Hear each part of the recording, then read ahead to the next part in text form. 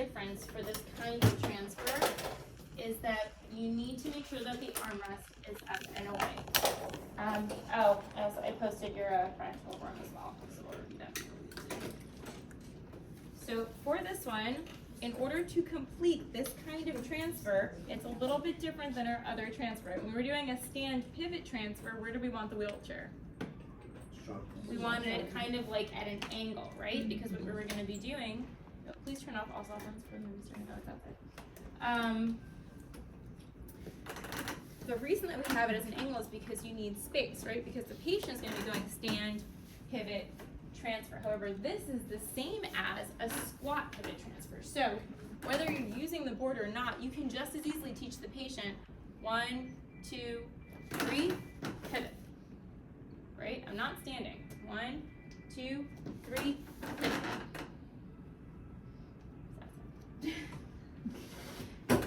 If we're going to be doing this with someone, it's going to be the same thing. So I'll demonstrate. Oh, sugar, this one's cracked. You need to make sure that when you're going into the chair, you're going to have them unweight. So just like she did, she got her weight all the way over to the other side. She got this over here. You want to make sure that it's on the chair. It's not sliding off. It's not over here, because if it's going to be on the wheel, you're going to be at an angle. And again, you want to make sure that the chair is as close as possible. So you're going to get the hand onto the chair. You're going to make sure that the fingers are not inside. Unweight again, and again, using momentum. 1, 2, 3, pop up and over. 1, 2, 3, pop up and over. And then just as she did in the video, she had to, again, lift her leg, unweight the side, and push this out. And then again, she had to unweight and bring her leg back. And then you need to buckle, put this back in your practical. To get back, you just do the reverse. So she's going to unweight to one side, slide the sliding board under, make sure again the fingers are not on top or in between, and you're just be going up the ramp. I know it seems like a little bit higher, but it's going to be okay. So again, you're going to unweight, make sure both feet are down, facing the direction that you're going, and you're going to be relying on momentum. So 1, 2, 3, up. 1, 2, 3, up, and 1, 2, 3, up. And then again, unweighting and sliding under. And then she showed in the video that she was going to unlock and just got the chair away. Because now you can just focus on the mobility part. Questions? I'll show you this with a patient, but I wanted you guys to understand. I want you also to practice it by yourselves so you feel the differences. Can you also understand now why you really need some cognitive ability and good sitting balance to get this one? Right? If you're not secure that I'm here, you're not going to want to put me in this situation, right? That's dangerous. So, my clinical question for you is, aside from spinal cord injury, who else might use this kind of board? Who else might you want to send one of these babies home with? Knee surgery? Just for transferring? They don't need it. I think more long term. This is more of a long term situation. But it's a good thought process.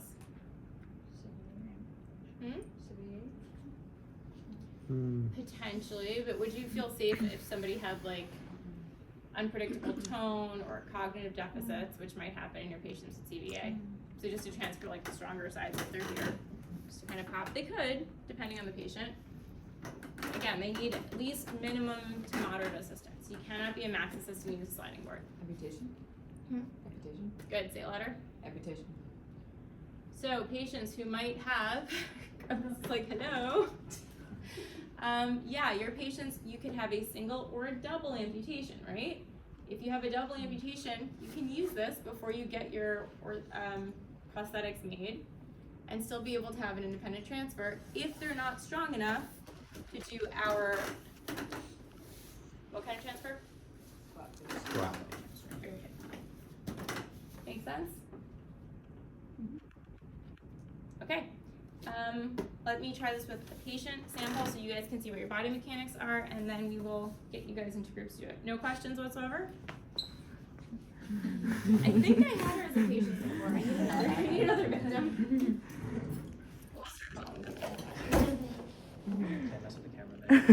I hold it for you. No, I had Zack's Zack been a before patient too. more than all of us combined. I think everyone's been my victim, right? At some point. You haven't been a patient. Start doing I was a patient last time. I know. I'm There's video about that. I know. I can look back. It's okay. I had you already. You can just choose Andrea. How has it gone? Yeah, but it hasn't gone. Andrea. Andrea. Andrea has been long today. I haven't had one since the beginning. Daniel I had Kenneth, I had Giovanni. I'm just going through now. I had Diana. I know, I'm like, I tortured everybody equally. I told you. For fifth time, yes. She's trying not to make eye contact. Right, I think that's what she's trying to do. I'm gonna just turn around and someone's gonna wind up on the mat. Because I can just do any, meeny, miny, mo also. go. Congratulations. Yay! Don't take your I'm not, those are impossible to get. It's a high top. No, no. Slow. Still, it looks very high. It is That's high. so That's high. Is it? Yes. Look down here. There's definitely not. Okay, Ashley, go. It's Yeah, two different things. You don't have to rush. Oh, first put the Velcro on so that you're.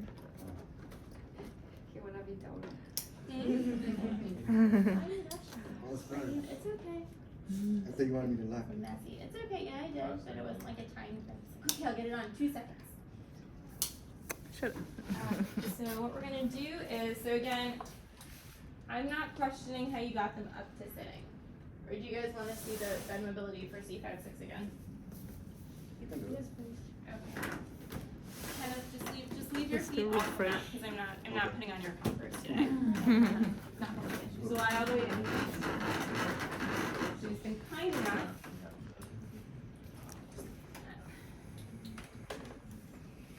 He's been kind enough to actually switch over just a little bit.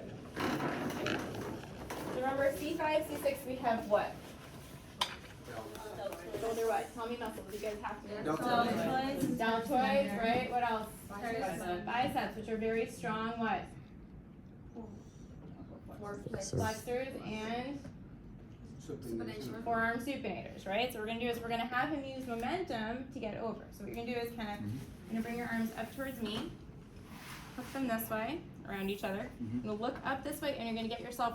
We're gonna go on an angle. So you're gonna look up and then go down until you are. So 1, 2, 3, and roll. Good. So this for me is a little bit too far to the edge. We're gonna stand here. Now what we're gonna do is I'm gonna help you get these arms down. They're down. And we're gonna help you up. So ready? On the count of 3. 1, 2, 3. Up.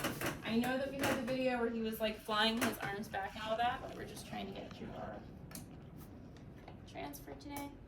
So the reason I'm standing in front of him is why?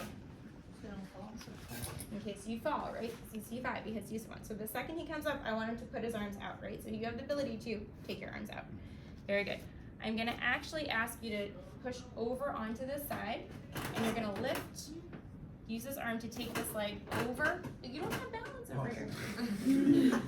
Take your, no, you don't have finger flexors. Under, yep, so slide over to the side, shift, right, shift, right, very good. Now, no going off the mat. Where are you going? Control our patience, right? So what you're gonna do is, once you've done that, you're gonna put your hand on top here. Don't put your fingers in here, and you're gonna slide this. You can leave it here, yep. And try to slide this under this hip. So 1, 2, 3, over to the side. It's just doing, nope, come back here. Push over onto the side. This is why the cognitive, you need to pay attention to the direction. Slide this underneath your bottom. Good. Wait. Now, bring this leg back down. So push this, nope, underneath. Take your wrist, unhook the leg, put it back down. Good. And then on the count of 3, we're gonna push onto the board. So 1,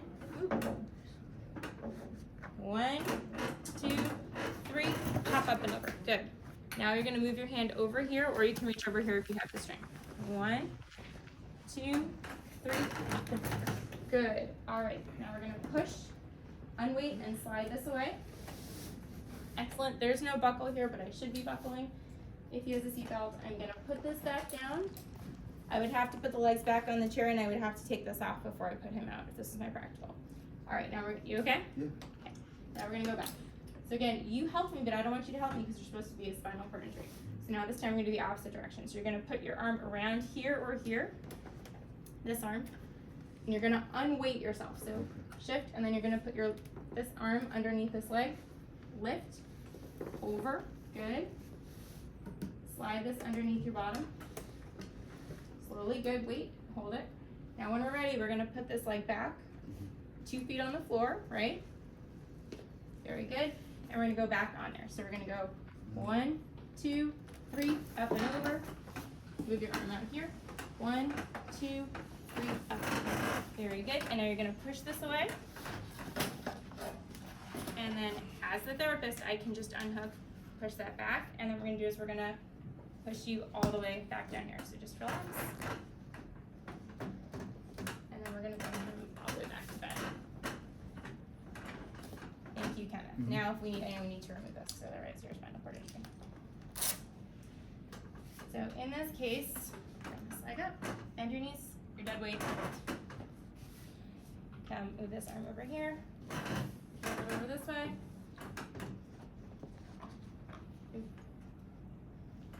And then we're gonna roll you the other way. So again, if you wanna roll with momentum. And then come on back. And relax. And then I could go ahead and position my patient. So what would I do if he was actually a spinal cord injury? What would I have to, where would I have to position him if this is my practical? Long-term decision. Right, Hello? because he doesn't have, Oh, no. Pillow under the knees. He would need pillows here, right? Because if he doesn't have feeling, everything is at risk, right? Whether it's short-term or long-term conditioning. So he would need pillows here. Where else? Underneath the Arms, Elbows, right? head. Even though he's completely hurt. and Questions? heels too, no? Hmm? Heels too. He would be on the mat. I'm just not dealing with his concussions. Questions? You could also do this without the gait belt, but your life will be easier if you're more concerned about grasping your patient with the gait belt. Questions? Yep. So if he's like this, is that tricep or the delts? Because all I feel right here. Wait, very. You're not, well, you're pushing for it, but you're gonna, did you feel like you're using your triceps or you're using momentum? Okay. It's kind of like you're locking out the joints, Lock. and that's how she was moving the video. Thank you, Kenneth, You're for